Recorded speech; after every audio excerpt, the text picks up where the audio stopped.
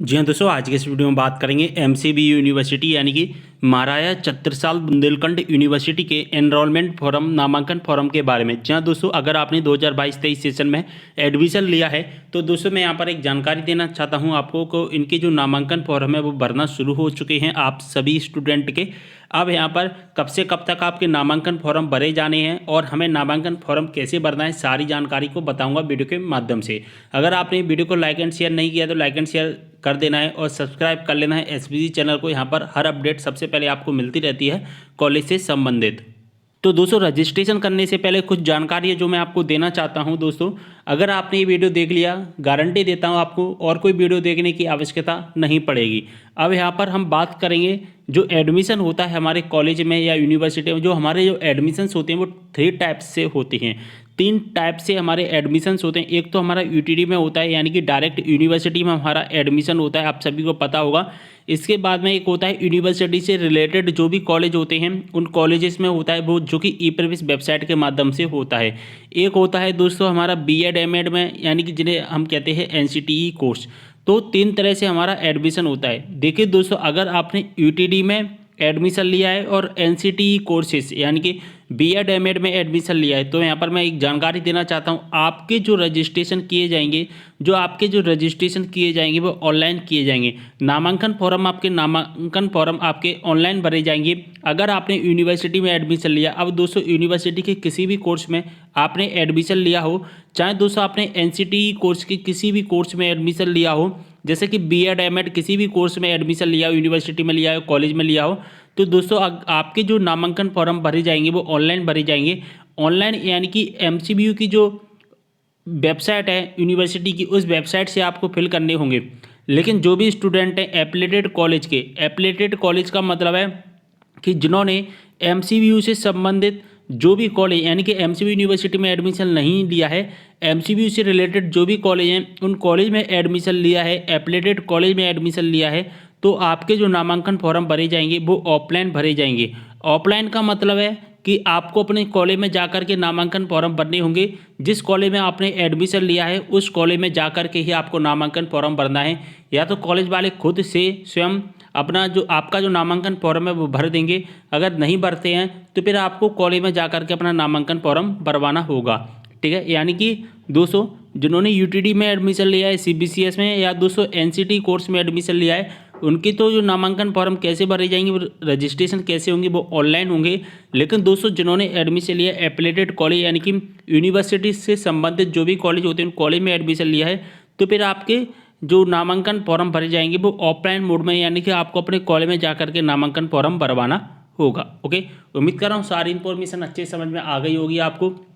अब दोस्तों यहाँ पर बात आती है कि अगर आपके नामांकन फॉर्म कॉलेज वाले, यहाँ पर नामांकन फॉर्म आपके कॉलेज वाले 2 तरीके से फिल कर सकते हैं। या तो नामांकन फॉर्म आपका कॉलेज में ही खुद से वो टीचर्स हैं अपनी आईडी से खुद फिल कर देंगे, या फिर आपसे कहेंगे कि ISMS पोर्टल के माध्यम से जो आपकी फीस है वो आपको सबमिट करनी है। अब दोस्तों ISMS पोर्टल के माध्यम से सभी कॉलेज के नामांकन नहीं भरे जाते हैं, कुछ ही कॉलेज के भरे जाते हैं। तो आप अपने कॉलेज में जाकर के कॉन्टैक्ट करना होगा आपको कि आपका जो नामांकन है वो किस तरह से फिल करना है। आप खुद से फिल कर दोगे या ISMS पोर्टल से हमें फिल करना है, या बैंक में जाकर के हमें चालान फिल करना है। बैंक के माध्यम से भी चालान आपका भरवा सकते हैं। तो ये कॉलेज पर डिपेंड करता है, तो आप अपने कॉलेज से जाइए। लेकिन जिन्होंने यूटीडी में एडमिशन लिया है चाहे एनसीटी कोर्स में एडमिशन लिया है, इनके तो ये नामांकन फॉर्म कैसे भरे जाएंगे, वो ऑनलाइन भरे जाएंगे। आपको खुद से रजिस्ट्रेशन करना है। अब रजिस्ट्रेशन कैसे करना है पूरी जानकारी को बता देता हूँ। चलिए सबसे पहले हम गूगल पर चलते हैं। तो दोस्तों गूगल पर आ जाना है, गूगल पर आकर सर्च करना है एमसीबीयू एमपी ऑनलाइन। तो इसके बाद फर्स्ट नंबर पर एक लिंक आ जाएगा, इस लिंक पर आपको क्लिक कर देना है। चलिए यहाँ पर हमने क्लिक कर दिया है दोस्तों। इसके बाद हमारे सामने इस तरह का इंटरफेस आ जाएगा। हम इसकी ऑफिशियल वेबसाइट पर पहुँच जाएंगे।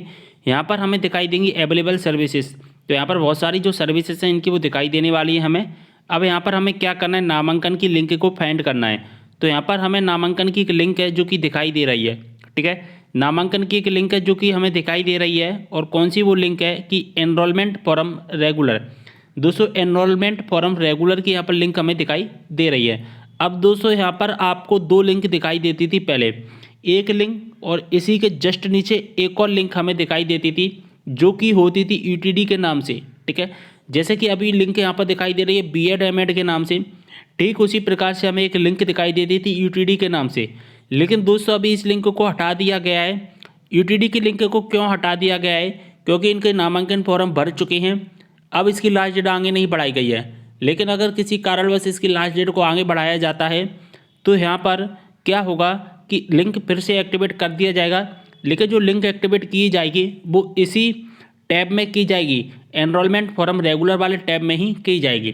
ठीक है, तो मैंने आपको क्या बताया था कि जो UTD के स्टूडेंट हैं और जो B.Ed M.Ed के स्टूडेंट हैं उनके रजिस्ट्रेशन कैसे होते हैं, वो ऑनलाइन होते हैं, लेकिन जिन्होंने कॉलेज में एडमिशन लिया है उनके ऑफलाइन होते हैं। जैसा मैंने बताया ठीक उसी प्रकार से आपको लिंक भी दिखाई दे रहे हैं। तो यहाँ पर चलिए एक्शन वाले बटन पर हम क्लिक कर देते हैं। जैसे हम एक्शन वाले बटन पर क्लिक करेंगे हमारे सामने इस तरह का इंटरफेस आ जाएगा।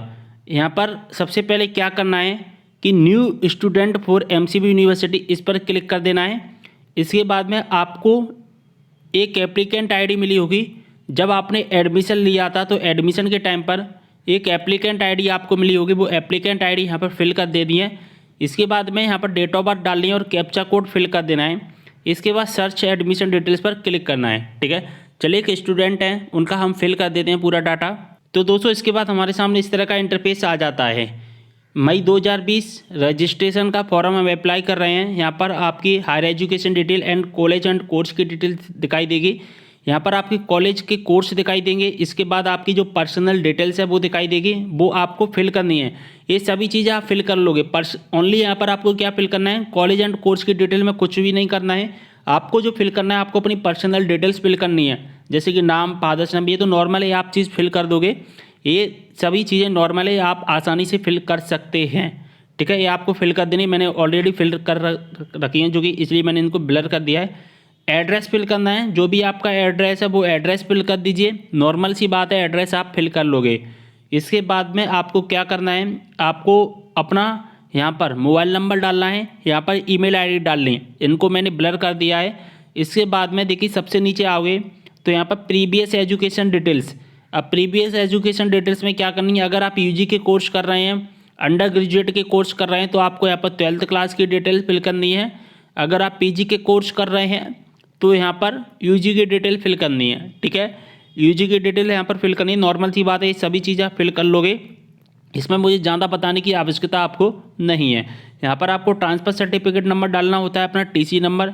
इसके बाद में एनक्लोरेसिस टू बी टिक पर आपको क्लिक करना है, यानी कि आपको अपना proof of date of birth पर चेक मार्क कर देना है। माइग्रेशन पर माइग्रेशन सर्टिफिकेट, एलिजिबिलिटी सर्टिफिकेट और ट्रांसफ़र सर्टिफिकेट पर चेक मार्क कर देना है। इसके बाद डिक्लेरेशन पर चेक मार्क करना है। गैप सर्टिफिकेट पर केवल उन स्टूडेंट को चेक मार्क करना है जिन्होंने 1 साल का गैप लिया। मान के चलिए 12th आपने किया था और 12th के बाद में UG कर रहे हैं, तो आपने क्या किया है, 1 साल का यहाँ पर गैप ले लिया है।